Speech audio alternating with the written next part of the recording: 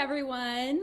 Happy Tuesday. Happy Thanksgiving week. I am back again with another Talk Real Estate Tuesday where I go live on Tuesdays to talk about relevant real estate topics. So, this is our fourth edition, and today we are going to be talking about two questions to ask yourself if you are in the market for buying a home. So if you're thinking about buying a home, whether it's your first home or you're just wanting to upsize or you're downsizing, you may be hearing a lot of uncertainty out there. You may be kind of pumping the brakes and kind of wavering back and forth of, I don't know what to do. Should I buy right now?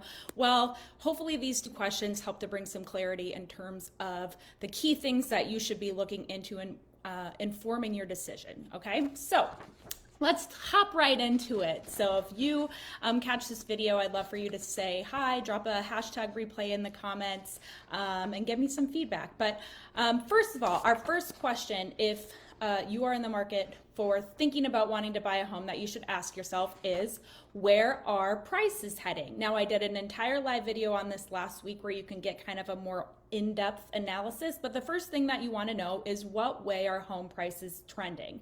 And the fact of the matter is right now that the forecasts from the experts, they kind of vary, but one thing is for certain that nobody is predicting a massive drop in home prices. Rather, what is more likely to happen and what most people are predicting is that there will be either a slower level of appreciation, meaning home values are still going up, just albeit at a slower pace than they have the last few years.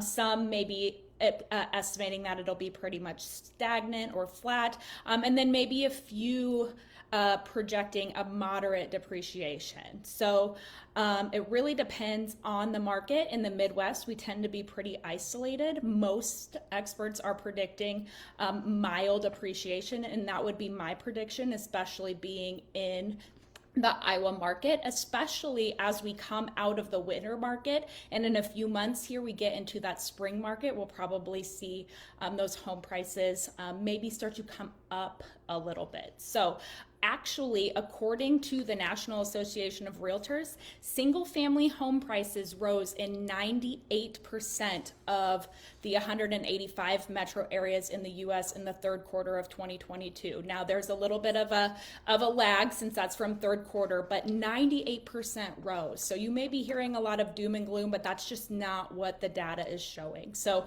the fact of the matter is that first question, where are home prices going? It is unknown, but there's probably not going to be a big drop. It's likely going to be stagnant, if not go up a little bit. So it's probably not very smart to wait it out if your reason for waiting is simply, oh, I'm waiting for the market crash, because that's probably not going to happen.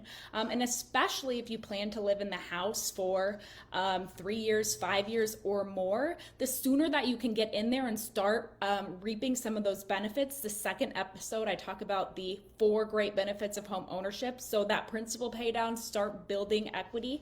The sooner you can do that, the better. So our second question, so now that we've thought about where are home prices heading and we've answered that question to the best of our ability, the second question you should be asking yourself is, and everybody's wondering this, where are mortgage rates heading? So just like with home prices, we don't know for certain what way that they are going to go, but historically mortgage rates tend to be kind of linked with inflation. And as we see inflation start to tamper down, then experts predict that we should hopefully be at the end of the rapid spikes in mortgage rates and hopefully start to see some relief from those. In fact, you might have even seen that the average mortgage rate just dipped below the 7% mark. This is nationally for the first time in quite a while, and that just happened recently. So even right now, as we're starting to maybe see inflation start to taper off, we're going to start to see,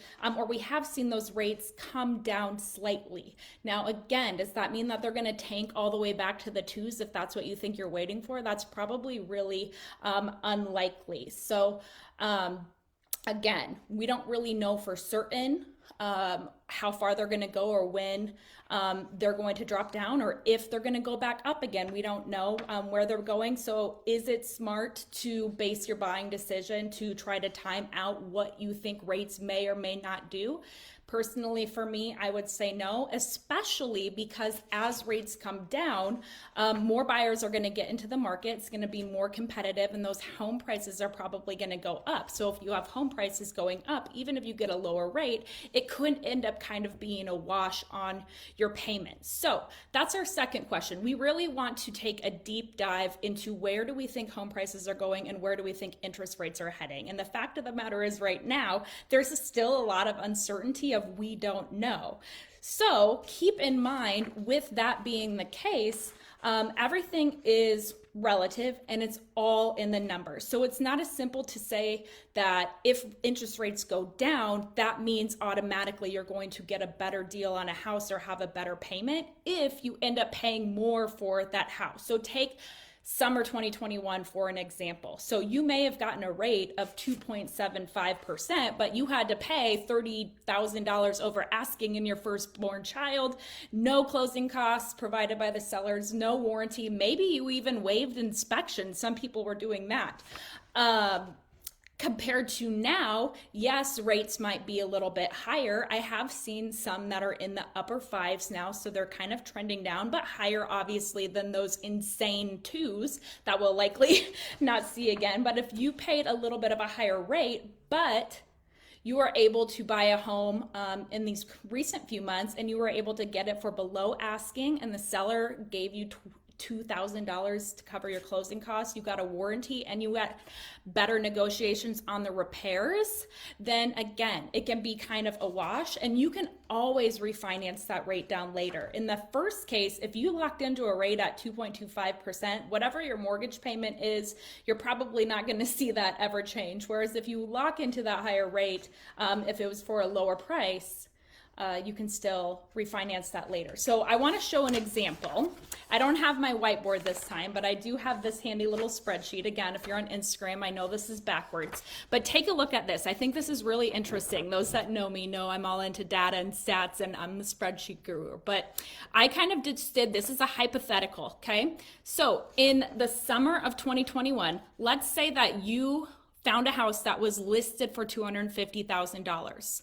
You ended up getting it under contract and purchasing it for $285,000. So you offered a lot above asking in order to lock down that house because there was hardly any houses, low rates, the market was crazy. Okay, let's say you put 10% down. So there's your loan amount of $256,000 roughly. Let's say you got a rate of 3%. Remember, this is last summer. Your monthly mortgage payment would be $1,081. This doesn't include insurance and tax, but just the mortgage alone, okay? So let's think about now, that same house listed for $250,000. Let's say that you got it for $239,000, so you got it below asking, okay? So then here's your down payment, $23,000 roughly.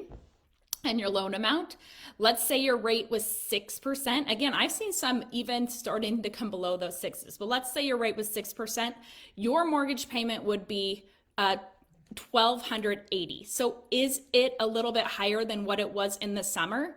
Sure, but maybe you got your closing costs paid for. Maybe you got more repairs taken care of. Maybe you got a home warranty. And also the big factor, you bought that house for $239,000 versus buying that house for $285,000. So again, it's a little bit higher payment. For some of you that might not work. It's all in the numbers. That's where you want to talk to your realtor, your lender, and figure out what monthly number fits for you. But if that number still fit, this doesn't mean that it was all a loss and wasn't a good deal, because let's look forward into the future then. So using the same scenario now, let's say that rates did come down. They come down to 4. So you have this house, you're paying $1,280, maybe for 6 months, maybe for a year, rates come down, and then you refinance. So we refinance that to 4%. Now your payment is $1,027 and is actually lower than what the summer 2021 payment would have been if you bought it there and got in a bidding war and had to go over asking. Now, again, this is just one hypothetical.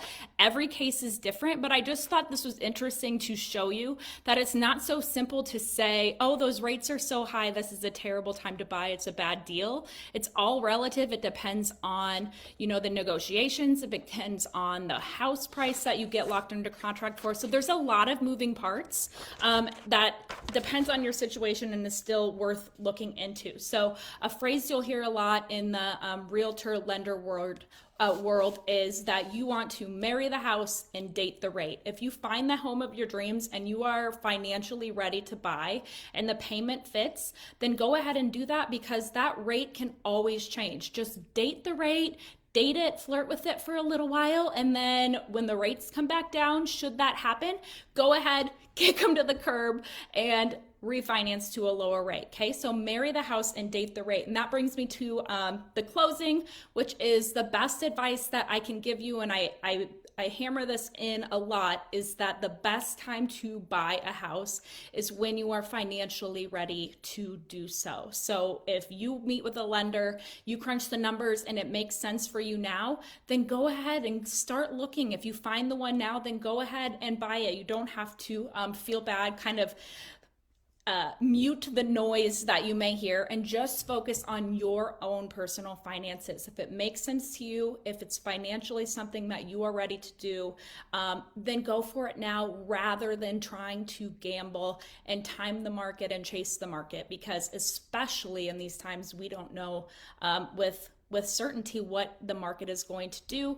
Keep in mind, you can always refinance. The sooner you buy, the sooner you start reaping the benefits of that principal pay down and that home appreciation. So if you're ready, then go for it. All right. So I hope that helped give some clarity and provide you some things to think about if you are in the market and you've been hearing all of the chatter, on social media from the news media and everything, and you're just worried. You're hearing different opinions from different people telling you what they think. Again, focus in on these two questions. What are prices going to do? What is the mortgage rate going to do? Talk to some trusted sources, look at what experts are saying. And once you've answered those questions, next meet with a lender, meet with a realtor, see what you are financially able to do. And if you're ready to go for it now, then go for it now. All right. So I hope everyone has a great Thanksgiving holiday, and I will see you all next Tuesday. Bye.